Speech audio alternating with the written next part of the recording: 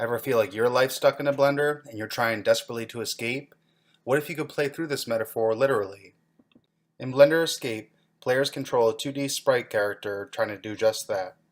They will move the character left and right and jump with them onto various zany foods that fall down, each with different properties. These properties help or hinder the player depending on the type of food.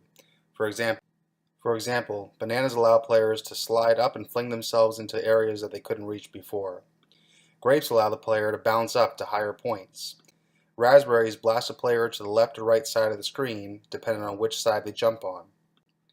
Kale leaves allow the player to fall down, hindering them. They can only step on these quickly and must jump to the next point. Peanut butter gets the player stuck. If they fall on this, they will be stuck for a few seconds, allowing the smoothie to rise up towards them. If the player hits a mound of protein powder, it will break up into a cloud, causing the player to not be able to see where they're going for a moment.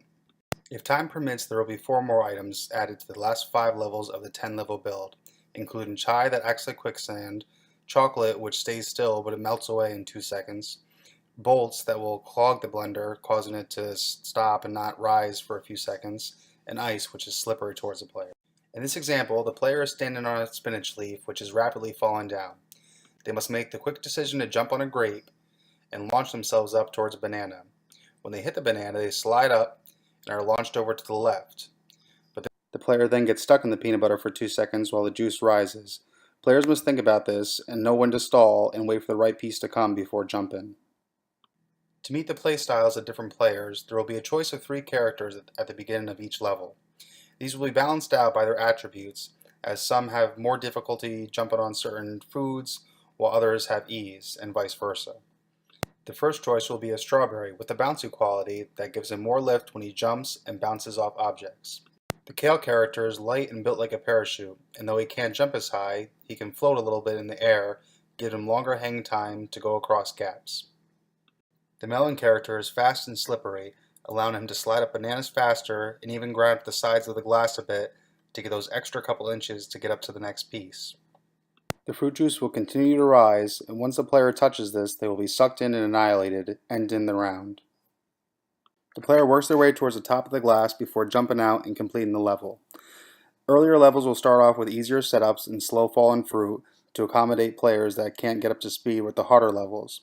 They will be able to complete a few levels, and the more skilled players will continue on to hit the harder levels with fast falling fruit and hard setups. Similar titles include Nin Jump and Doodle Jump, both of which have players traversing a vertical level while avoiding an obstacle. This game will vary from those titles in a few key ways. First, the player will have more options on how to control the player. In both examples, the player is only allowed to move left and right, in Nin Jump jumping across the screen, and in Doodle Jump moving left and right. In our game, the player will be able to run and jump and really control where his player is going throughout each part.